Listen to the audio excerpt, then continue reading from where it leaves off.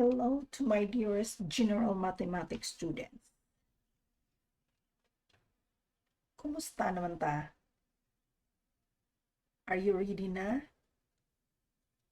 Para maminaw sa atong discussion today.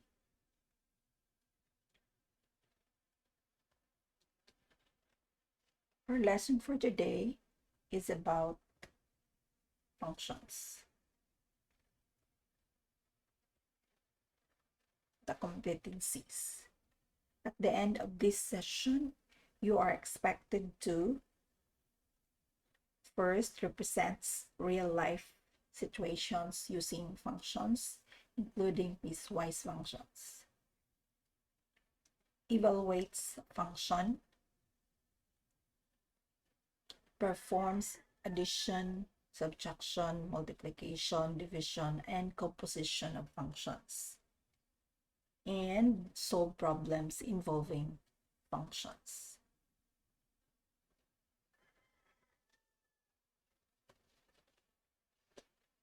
In this lesson, practical applications of function in a real-life scenario, including the piecewise function, will be discussed.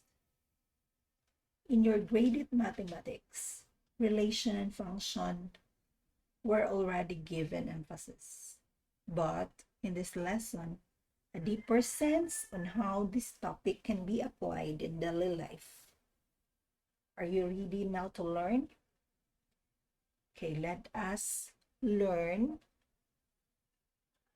the different lessons. We have lesson 1, 2, and 3 for this EVL. Okay, let's start with the definition of a relation. So a relation is any set of ordered pairs, x, y, where the set of all first terms or first elements is called the domain, and the set of all second element is called the range. So any pairing of elements of set, two sets, is considered as a relation. So, munang if we let usa ka set be set of males tayo ha, mga laki, then ang usapod ka set dere mga female. So, may mga elements din hisod. Will be mga tao, then x, y, z. Then magparisay tahayang bansi og laki. So dili mahitabo or dili nato tawgon nga relation kung di mapares ba. So manang parisay tahay si A ug si Y, si C ug si X. So si A, si Y, si C ug si X kinagpares-pares man, meaning na in relationship sila, diba? Whereas si B o si Z, kaya man sila nakapita o pares, meaning na sila ma-involve sa relation. Ha? Okay. It is a set of ordered pairs man. Pares man ang A, Y, and we have CX. Okay? So, mo yung tama, tama, not in a relationship o di takapares. So, dapat at least one pair mo nang itawag og relation. Okay? Sabtan. So, maupad na sa mga numbers. So, kung ang mga tao na ay pares-pares, mo po na ang mga numbers mo pares-pares po as long as they belong sa mga sets. Okay? It can be classified as we have the one-to-one, many-to-one, one-to-many, and many-to-many. Okay. In my first illustration, notice that si A ning pares ni Y, si C ning pares ni X. Ato pa yung i-appeal si B ning pares ni Z. So meaning we have one-to-one relation. Kaya naman, wa man nakakita si uplain nga badge, wa may laing pares. Selby kung ang relationship is stick to one ra. Usa ra jud mga pares. Therefore, it is called a one-to-one relation. Okay? Another is we have the many-to-one. So, something many-to-one. The same ra gihapon sa akong example ha. MOF.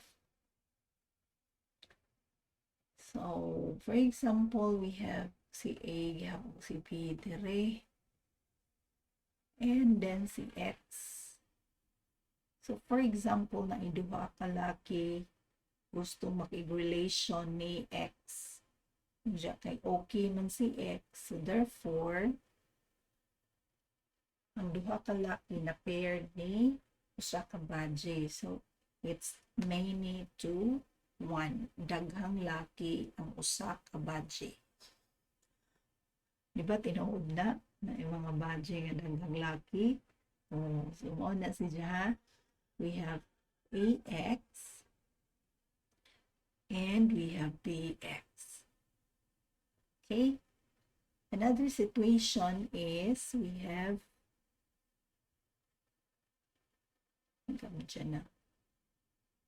I know.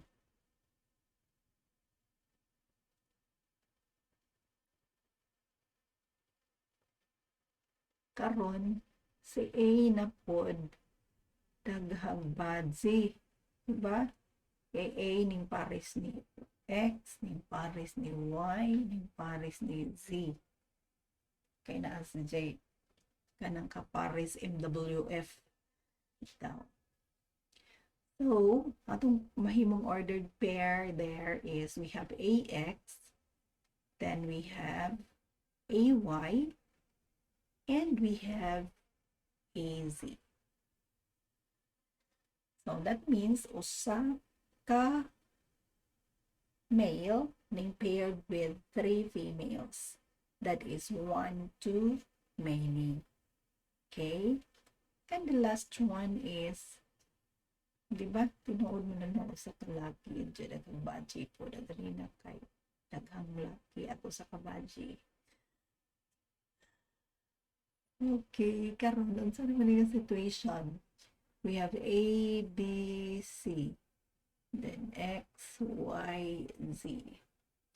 Karon si A ni pares ni X o ni Y. Si B pod ni Y o ni Z. Si C pod si Z o si X. Diba?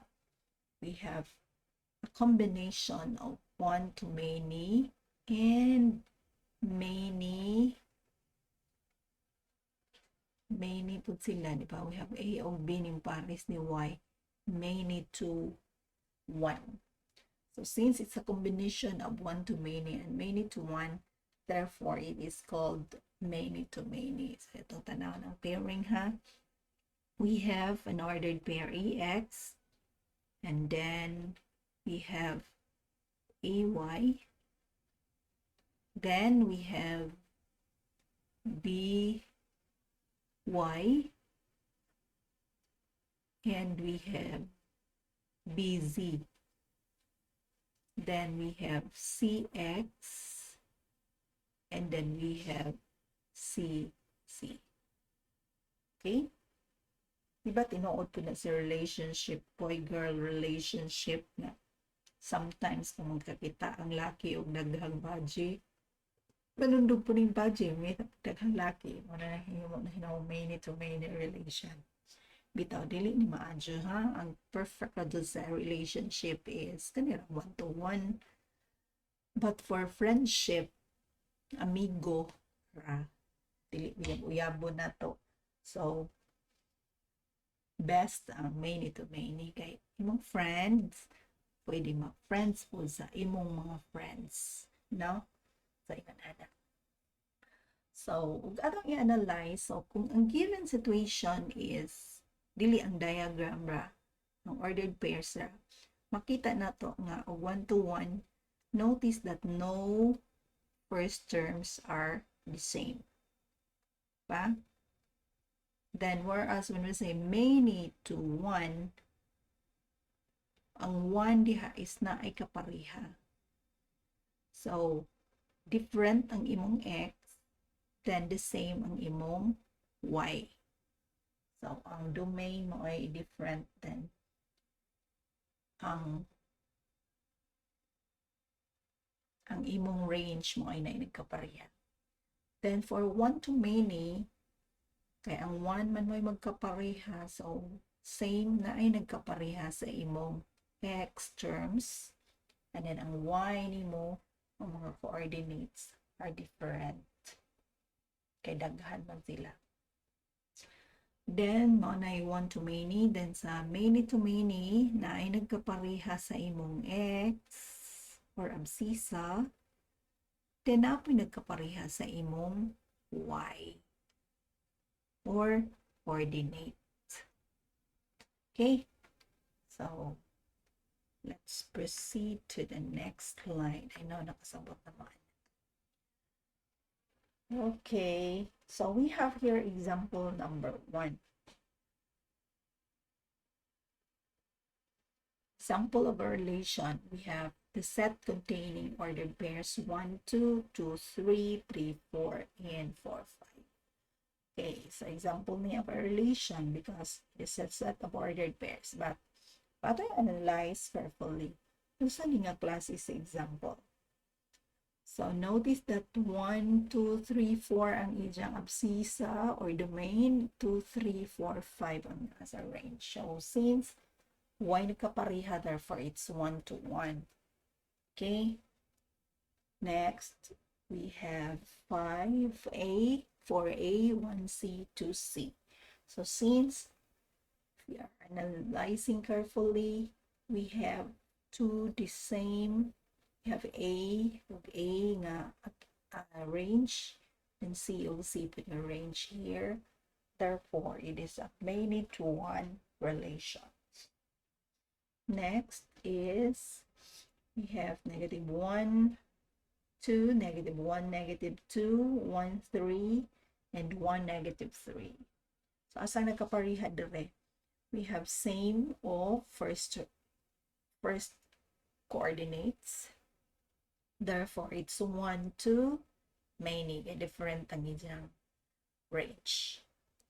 And number 4, we have the same ang x, and then the report, the same ang y. So, it's a combination of 1 to many and many to 1. Therefore, it's many to many. Okay. So let's now proceed to the definition of a function. A function is a relation where each element in the domain corresponds to exactly one element in the range. So meaning, kinahanglan ko no, ang pairing is dapat ko no ang second or ang first nga term mo relate nito sa exactly one element in the range. So, meaning, di pwede og ang usa ka element nga nasa first mo pares og daghan sa range. Dapat exactly 1. So, when we say exactly 1, wa jay lain, usa ra jud. So, if we are going to analyze the situation of the 4 types of relations, the only functions are, kung saan may mga functions, we have the 1 to 1 and many to 1. So, di pwede many to many or 1 to many kay exactly 1 in the range naman.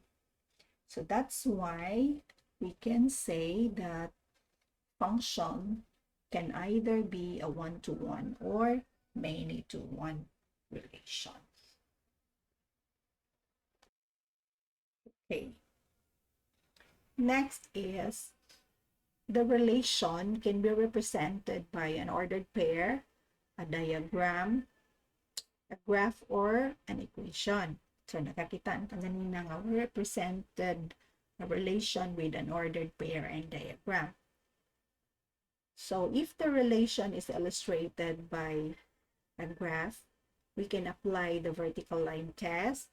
And when the vertical line test or the vertical line drawn intersects the graph to more than one point, then the graph is not a function. Okay, so we have here example. So in this first situation, we are using the diagram, arrow diagram, that 4 is related to 3, 8 is related to 0, 0 is related to 3, then -1 is related to 0. So notice that duha ka numbers, 0 and 4 is related to 3. And duha na po ka numbers, 8 and -1 is related to 0. Therefore, this is a many to 1. So since this is a many to 1, therefore, this is a function, a relation of function.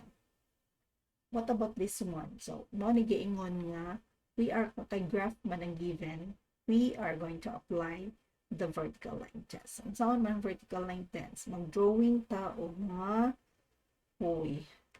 vertical lines. So, notice that kung drawing tag vertical lines aning circle, kapila ning intersect ang line. So, naaduha no, 1, 2. 1, 2.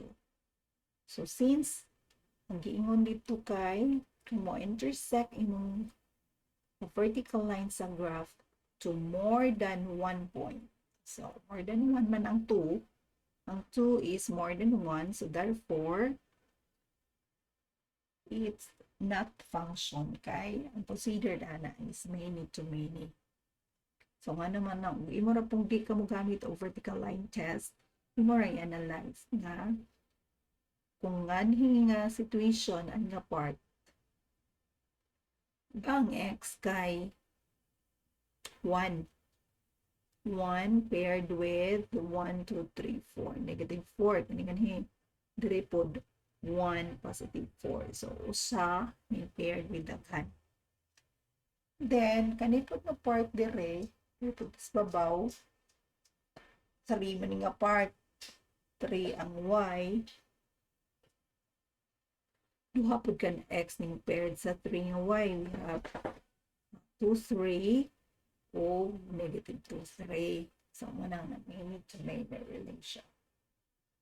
And then, if the situation given is an equation, meaning it's a formula type nga function or relation, ang imo rang banta dyan is sometimes maklaro na nimo sa exponents of x and y. So since kay ang x na to dire kay 1 man ang iyang exponent, that means ang imong pwede ma-substitute sa x is usara jud ka value. Unja, usapod ka y kay usara. So therefore, it's 1 to 1. So kung ang given is x squared plus y squared equals 5. So that means duha ka value ang imong x. Pwede masudlan imong duha ka values. Ang y pod pwede masudlan duha ka values. So kani kay tag duha-duha man ang imong x ug y, therefore it's many to many relation. Okay? And it's not function. So kani kay 1 to 1 man, so therefore it is a function. Okay? Sige. Okay, let's proceed to determining the given kung function ba or not. Okay, what about that? The first one. So it is very clear that it's 1 to 1. Therefore, it is a function. Okay, diba? Ang 4 ni paired all 0, -1, 3, 5, -2. So it's a 1 to 1. And therefore, it is function. Number 2. Number 2 is, so, okay, ordered pair man, we are going to analyze the x, kung naabay nagkapareha. So, so it's 1. Then, ako'y nagkapareha sa y. So it's many to one or one to many. So therefore, it's many to many relation. Therefore, it's not function. Next is, kana, a graph is a parabola opening downward. So if drawing ka vertical lines, kapila ni intersect ang imong line sa graph. Kausara, no? So therefore, it's a function. So this is many to one kay daghang x, usaray y. Baka ni 1, 1, pareha sila o y na dinhi. Okay, so it's many to one relation, so therefore it's function. And number 4, we have ang x, dapat xy yung mabasa ha. So since ang x mo is 1 naman ang ilang exponent and then 2 ang y, so it's 1 to many relation and it's not function. Okay. Function is used to model real life situations.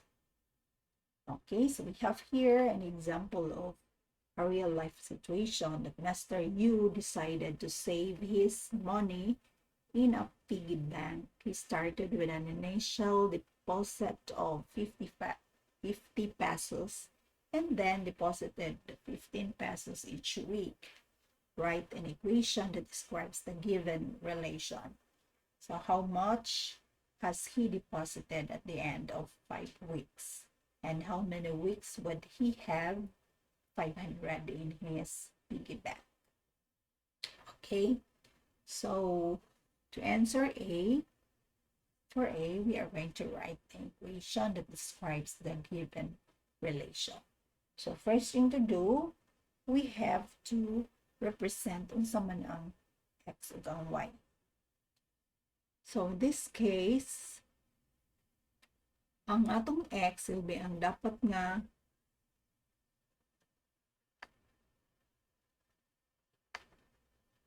ang ilisan silbi atong dependent ug independent variable. So notice that ang imong total amount naman masud nimo sa piggy bank is the dependent ang total sa kung pilay imong isud or pila ka week ang mahuman, diba? So meaning ang imong x will be the number of weeks, diba? Whereas ang imong y is the dependent, therefore it's the total amount.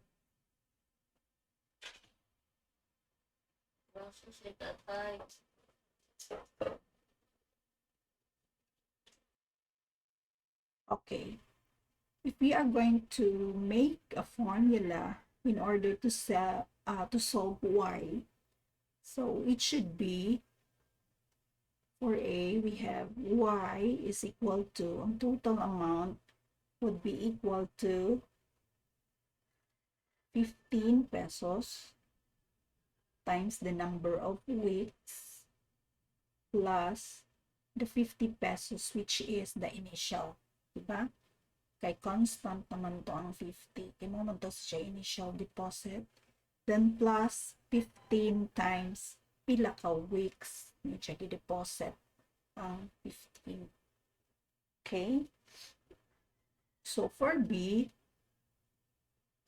we have how much has he deposited at the end of 5 weeks. So since we are given here 5 weeks, that means x is equal to 5. So therefore, we are going to replace the x here with 5. So 15 times 5 plus 50. So is equal to 15 times 5 is it 75 plus 50, and that is why we can now have 125 pesos. So at the end of 5 weeks, na si Mr. Yu kwarta, which is a total of 125 pesos. Okay. Letter C. So, pila ka weeks ang ihog, kapila si ka weeks maghog og money to have 500 in his piggy bank. So, notice that ang 500 is the amount, therefore, it's the Y. It's not the weeks. Kay weeks na ipangutana. So, we are going to solve for the X. So, copying our equation, which is Y equals 15X plus 50, replacing the Y with 500. So, we now have 15X plus 50. And since we need to combine this 50 to 500 because they are similar terms ng mga yx, we need to subtract the right side. So, subtractan ni nato diri of 50. At the same time, subtractan ko nato ang left side of 50. So, 500 na minus 50 is equal to 15x plus 0.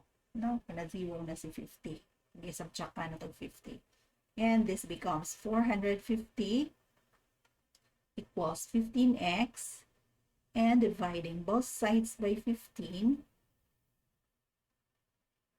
So your x there is 30. So that's why we can say that it will take 30 weeks for Mr. Yu to have 500 pesos in his piggy bank. Okay.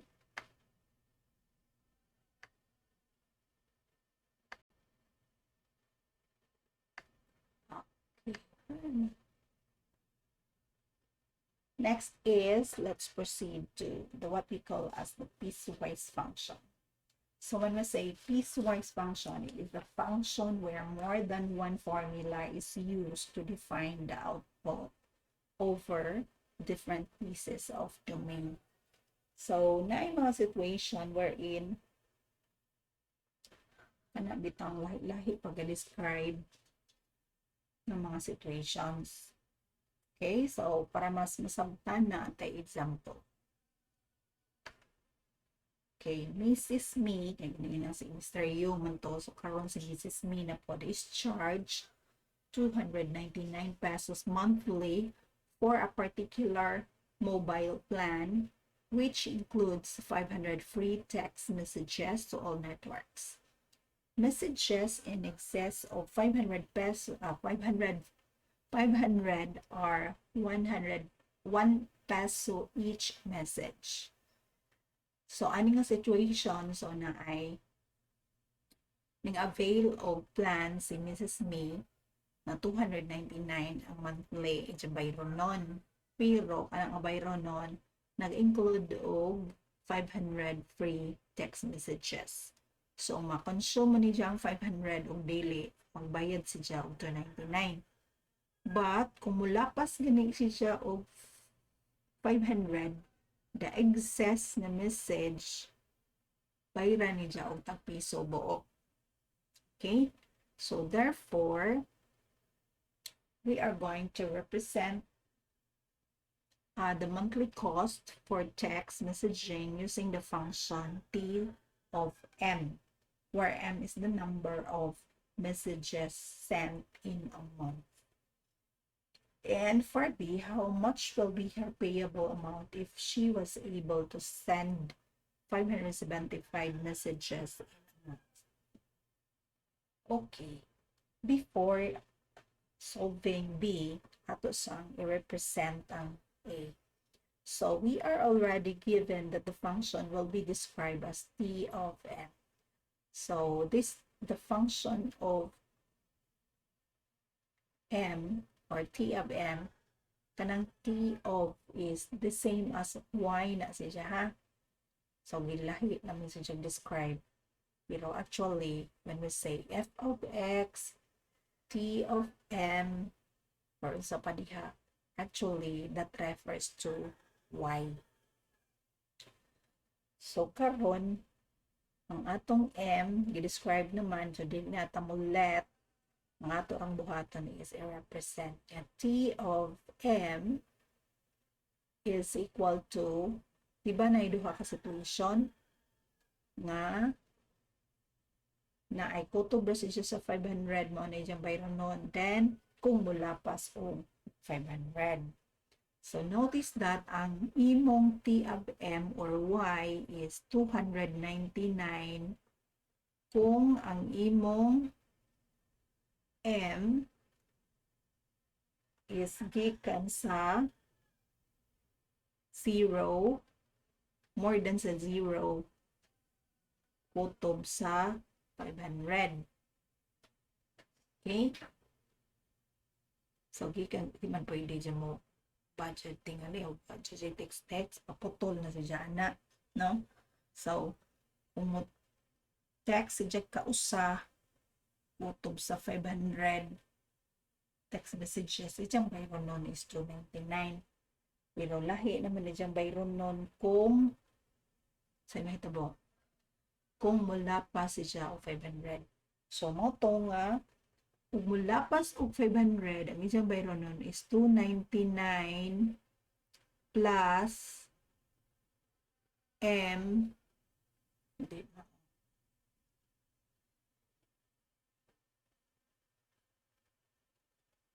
Oo, lagi sakto. M minus 500. Diba? Ang imong M diha karon is the number of messages man. Ito. So, atong butang dire if M is greater than 500. Okay?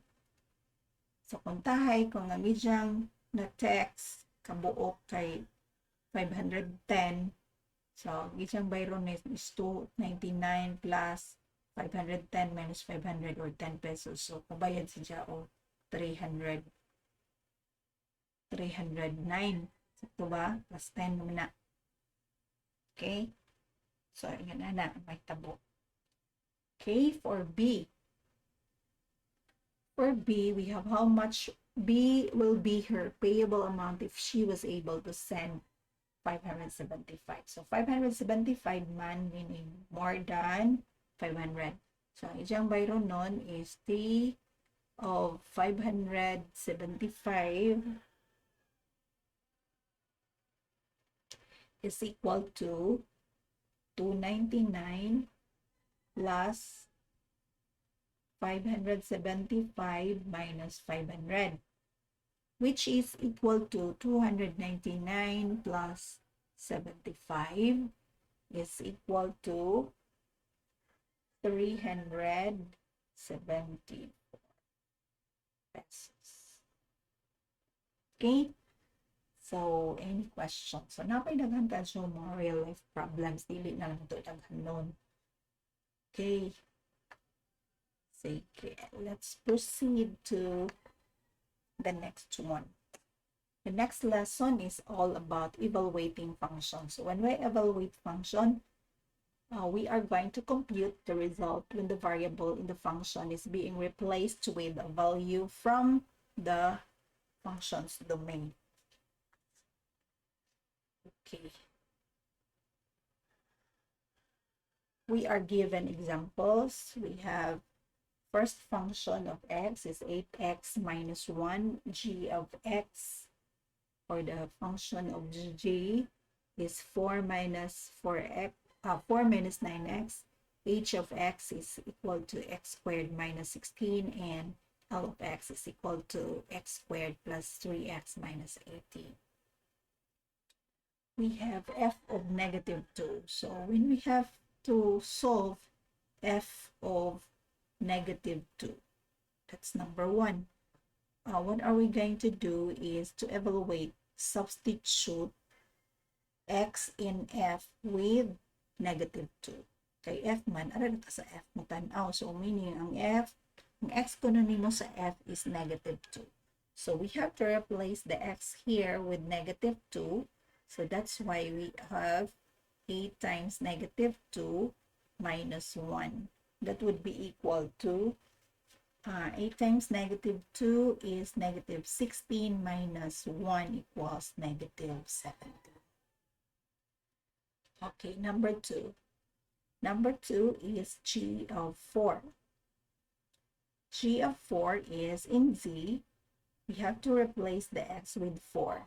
So that's why g of 4 is 4 minus 9 times 4. Gikopya ni dere ang pattern, ang formula, and then you substitute the x with 4. So that is why we have 4 minus 36, and subtracting 4 minus 36, the answer is negative 32. And then number 3. Number 3 is h of negative 5. So h of negative 5, meaning that x in h will be replaced with negative 5. So that's why x squared man na, that means a negative 5 squared minus 16. So squaring negative 5 means negative 5 times negative 5, and that would be equal to 25 minus 16, and the answer is equal to 9. Sakto. And then number 4. Number 4 is L of 0. The x in L will be replaced with 0, so that's why we have 0 squared plus 3 times 0 minus 18.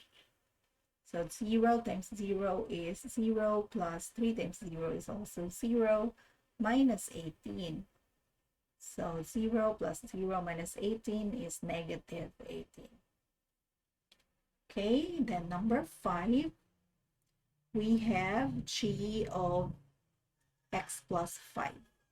So that means the x in z will be replaced with x plus 5. So copy 4 minus 9 times, replace the x here with x plus 5. X plus 5. Therefore, it would be equal to 4. You cannot subtract 4 minus 9 yet because negative 9 is to be multiplied but to the quantity x plus 5. So, you multiply sa daan using the root.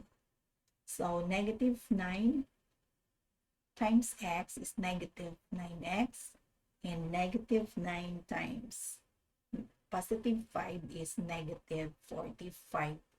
Combining 4 and 45, so we have negative 9x minus 41. Okay. Then number 6, sampa doon natong board. Number 6 is we have L of 2x minus 1. So the x and L here will be replaced with 2x minus 1. So it should be x squared man, so 2x minus 1 squared plus 3 times 2x minus 1, then copy 18. Okay, then simplifying this one, square of a binomial, applying the special product formula, what are we going to do is square the first term. 2x times 2x is 4x squared. Then multiply 2x times negative 1 is negative 2x times 2 is negative 4x. And then square the negative 1. So negative 1 times negative 1 is positive 1. Okay, so again, the square of 2x is 4x squared. The product of this 2x and negative 1 will be multiplied by 2. That would be negative 4x. And the square of 1 is 1 plus 3 times 2x is 6x. Then minus 3 times negative 1 is negative 3 minus 18. Okay, arranging the terms, we have 4x squared, and then combining negative 4x plus 6x, that would be equal to positive 2x.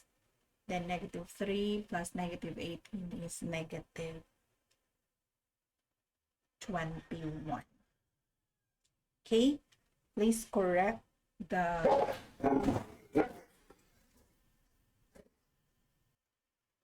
it was 4x squared plus 2x minus 21. Please correct page 3 sa inyong solution kaya na dito is minus 20. Okay, so for now, akong i-end atong video lesson. Lesson 3 will be discussed in another video kay taas-taas ni, and then mutaas na kaadyo atong video lesson kapag siya na po. So to be continued atong discussion. Okay, bye bye till the next video. See you in the next video. Thank you.